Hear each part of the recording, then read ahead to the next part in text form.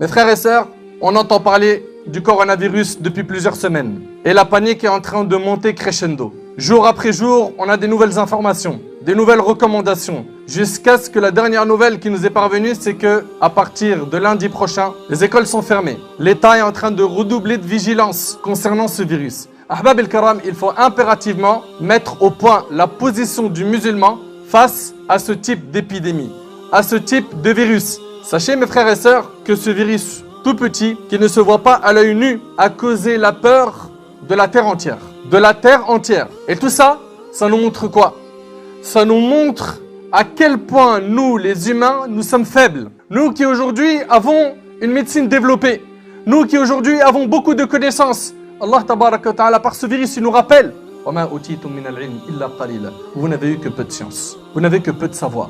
Mes chers frères, mes chères sœurs, Allah tabaraka wa ta'ala a envoyé ce virus. Et ce virus a causé la panique chez beaucoup de gens. Et quand il y a des catastrophes, quand il y a des épreuves qui nous tombent dessus, quand les bienfaits d'Allah subhanahu wa ta'ala disparaissent, quand l'épreuve s'intensifie, il faut impérativement se remettre en question. Pourquoi? Parce qu'Allah tabaraka wa ta'ala nous dit dans le Coran la corruption est apparue sur terre et en mer. Par quoi? Parce que les humains ont produit de leurs propres mains. C'est-à-dire qu'en réalité, les épreuves que nous vivons sont le résultat de nos actions, de notre relation avec Allah subhanahu wa ta'ala. Ali ibn Abi Talib radiyallahu anhu, 4e calife de l'islam, a dit Ma nazala bala'un illa bidhanb. L'épreuve ne descend que par le péché et l'épreuve ne disparaît que par un repentir. À nous de revenir vers Allah subhanahu wa ta'ala. Que chacun d'entre nous se remette en question. Où j'en suis avec Allah subhanahu wa ta'ala? Est-ce que je me plie à tous ses ordres ou non? Est-ce que j'ai oublié Allah ou non? Est-ce que je me suis égaré dans les passions illicites ou non? L'épreuve ne descend que par le péché et ne disparaît que par le repentir. Mes frères ainsi que vous, mes sœurs, sachez qu'on a grandement besoin d'istighfar, de demande de pardon. De demande de pardon, car la demande de pardon peut faire disparaître les soucis, les épreuves que l'on vit. Allah tabaraka wa ta'ala nous a recommandé l'istighfar dans plusieurs versets. فَقُلْتُ اسْتَغْفِرُوا رَبَّكُمْ إِنَّهُ كَانَ غَفَّارًا يُرْسِلِ السَّمَاءَ عَلَيْكُمْ مِدْرَارًا وَيُمْدِدُكُمْ بِأَمْوَالٍ وَبَنِينَ Al-Aya. Allah subhanahu wa ta'ala il dit implorez le pardon de votre Seigneur. Il est grand pardonneur. Pourquoi? Pour qu'il fasse descendre des pluies abondantes des cieux. C'est-à-dire que quand il y a une sécheresse, l'istighfar ça fait descendre la pluie. Mais c'est pas tout. وَيُمْدِدُكُمْ بِأَمْوَالٍ وَبَنِينَ Il vous accorde des biens et des enfants. Tu n'as pas d'enfants jusqu'à maintenant? L'istighfar. Tu veux de l'argent, des biens? Tu veux plus de rizq? À l'istighfar. Tu veux que l'épreuve disparaisse? L'istighfar. Omar radiyallahu anhu, il dit, nous avions deux choses qui nous mettaient en sécurité du châtiment d'Allah. Une parmi ces choses est partie, c'est le prophète sallallahu alayhi wa sallam.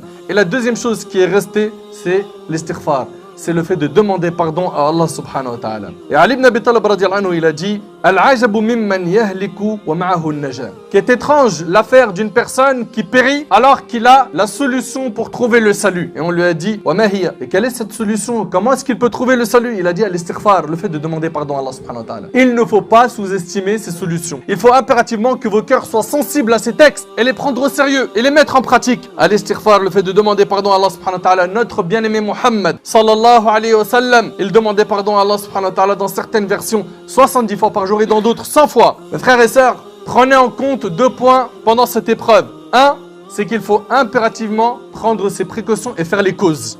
Al-akhdhu bil asbab. Faire les causes, ça veut dire quoi? Ne pas s'exposer aux endroits où il y a un danger. Ne pas aller dans un endroit où on sait qu'une personne est touchée du coronavirus. La personne qui est touchée de cette maladie, qu'elle ne sorte plus, car en sortant, elle va contaminer autrui. Donc il faut faire les causes pour neutraliser ce problème. À notre échelle, chacun d'entre nous, on a énormément de choses à faire et on va les évoquer. Déjà, 1, ne te rends pas dans un endroit où tu sais qu'il y a potentiellement ce danger. Les endroits où il y a beaucoup de monde. Les endroits où on sait qu'il y a le coronavirus. Deuxième point, c'est s'en remettre à Allah subhanahu wa ta'ala. On a pris nos précautions. Eh bien, il va falloir placer son tawakkul ala Allah. Sa confiance, on la place pleinement en Allah subhanahu wa ta'ala. C'est-à-dire que si moi, j'ai fait toutes les causes qu'il y avait en ma possession et qu'ensuite je suis touché par cela, que j'accepte le qadar d'Allah, que j'accepte l'épreuve d'Allah et que je me convainc que c'est un bien pour moi. Que c'est un bien, parce que l'épreuve d'Allah subhanahu wa ta'ala peut être un bien pour la personne. Ça rapproche la personne d'Allah, ça l'éduque, ça lui fait pardonner ses péchés, ça l'élève en degré auprès d'Allah subhanahu wa ta'ala. Allah tabaraka wa ta'ala a dit قُلْ لَن يُصِيبَنَا إِلَّا مَا كَتَبَ اللَّهُ لَنَا هُوَ مَوْلَانَا وَعَلَى اللَّهِ فَلْيَتَوَكَّلِ الْمُؤْمِنُونَ. Dit, il ne nous arrivera que ce qu'Allah nous a prescrit. Il est notre protecteur. C'est en Allah que les croyants doivent mettre leur confiance. D'un côté, on doit avoir une foi forte et de l'autre, on doit faire les causes. Devant une telle épidémie, certaines personnes seront placées en quarantaine. C'est-à-dire qu'ils n'ont plus le droit d'avoir de contact avec autrui. Pourquoi? Pour ne pas contaminer les autres. Ça sera une obligation pour eux de ne plus s'approcher des gens jusqu'à ce qu'Allah subhanahu wa ta'ala les guérisse de ce virus. Le prophète alayhi salatu wassalam, il y a un homme de la délégation de Thaqif, un homme lépreux qui est venu voir le prophète sallam. Le prophète sallam lui a envoyé un message lui disant: nous t'avons fait serment d'allégeance, retourne d'où tu viens, rapporté par Muslim. Ne te mélange pas aux gens, tu vas les contaminer. Ensuite, concernant les prières obligatoires, les prières de Jumu'ah, vous l'avez vu et vous l'avez entendu. Il y a beaucoup de mosquées par précaution qui ont préféré fermer leurs portes. Et ça, religieusement, c'est autorisé. Ibn Abbas, dans Sahih Muslim, il a dit à celui qui faisait l'adhan, fais le adhan. Et quand tu arrives à Hayya ala salah, Hayya ala falah, ne dis pas Hayya ala salah, c'est-à-dire venez à la prière, venez à la réussite. Non, mais dis sallu fi buyutikum, priez chez vous. Et les gens ont été étonnés et ils ont renié ses propos. Et là, il leur a dit, vous êtes étonnés de ce que je suis en train de dire? Sachez que celui qui est meilleur que moi l'a déjà fait. Et il parlait ici du prophète sallallahu alayhi wa sallam. Pourquoi? Parce que c'était un temps de forte pluie et il y avait de la boue partout et c'était vraiment quelque chose qui mettait les musulmans dans la gêne. Donc si pour une forte pluie qui ne va pas porter atteinte à la vie d'une personne de manière générale, une forte pluie est une cause qui permet à la personne de ne pas prier le Jumu'ah et donc de prier chez lui 4 rak'at de dhuhr, qu'en est-il d'un endroit où il y a maintenant un danger potentiel, ce virus qui peut amener une personne à mourir? Vous vous imaginez un petit peu? Donc aujourd'hui, il y a certaines mosquées qui sont encore ouvertes, qui attendent l'évolution des choses. D'autres, par précaution, ont préféré fermer. Quoi qu'il en soit, vous suivez l'évolution des choses, des autorités, des spécialistes en la matière, et on évolue de cette manière-là. On ne s'expose pas au danger. Ahbab el-Karam, un point très important, c'est les invocations. Les invocations, lecture des 3 dernières sourates, Al-Ikhlas, Al-Falaq, Al-Nas, 3 fois le matin et le soir. Multipliez cela. Également, Bismillahi alladhi la yadurru ma'asmihi shay'un fil ardi wala fis sama' wa huwa as-sami'ul alim. 3 fois le matin, 3 fois le soir. Ça signifie au nom d'Allah, nul ne peut nuire en présence de son nom, ni sur terre, ni dans le ciel, et il est l'audient et l'omniscient. Également, A'udhu bi kalimatillahi tammati min sharri ma khalaq. C'est rapporté par Muslim. Celui qui dit ça, aucun mal ne le nuira.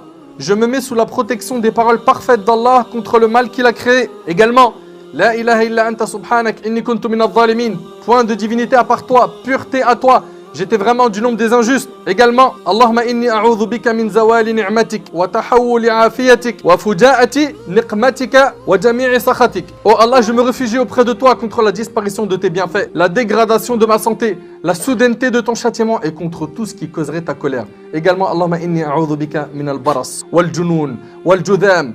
Oh Allah, je me réfugie auprès de toi contre la dépigmentation, la folie, la lèpre et les mauvaises maladies. Il y a également le dhikr. Yunus alayhi salam qui s'est retrouvé dans le ventre du poisson. Allah subhanahu wa ta'ala il dit فَلَوْلَا أَنَّهُ كَانَ مِنَ الْمُسَبِّحِينَ. C'est parce qu'il était du nombre de ceux qui faisaient tasbih et glorifiaient Allah.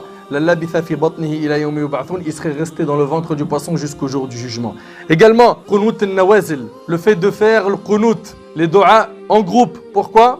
Pour qu'Allah subhanahu wa ta'ala fasse disparaître ces catastrophes. Le repentir, la droiture, se rappeler la mort, se rappeler qu'il y a pire que ce virus, le châtiment d'Allah subhanahu wa ta'ala. Après la mort, ahbab al-kiram, c'est très douloureux. Et rien que le moment où il y aura le tremblement de terre avant le jour du jugement, c'est un moment terrifiant. Que chacun d'entre nous pense à tout cela. Et quelques précautions très rapides, quand tu éternues, fais attention à mettre ton coude devant ta bouche, se laver les mains régulièrement. Faites attention à ne pas vous exposer sans nécessité dans les endroits où il y a trop de monde, ne pas serrer la main. Évitez les contacts physiques en cas de symptômes d'état grippal. Quand vous avez une fièvre ou que vous commencez à trop tousser, n'allez pas à l'hôpital, il est possible que vous contaminez quelqu'un. Appelez le 15. Appelez, demandez qu'est-ce que je dois faire. N'allez pas contaminer les autres. Évitez de visiter les personnes âgées sans nécessité. S'il y a une nécessité, allez-y. Et continuez à invoquer Allah subhanahu wa ta'ala, car Allah tabarak wa ta'ala, lui qui a fait descendre cette épreuve, c'est lui azza wa jal seul qui la fera disparaître. Allahumma arfa' anna hadha al-bala. Allahumma ya rabbi nas'aluka al-'afwa wal-'afiya fi dinina wa dunyana. Allahumma ihfazna min kulli shar. Allahumma inna nas'aluka an tasturna fawqa al-ard wa tahta al-ard wa yawm al-'ard 'alayk. Allahumma jannibna al-fitan ma dhahara minha wa ma batan. Allahumma arina al-haqqa haqqan warzuqna ittiba'ahu wa arina al-batila batila warzuqna ijtinabah.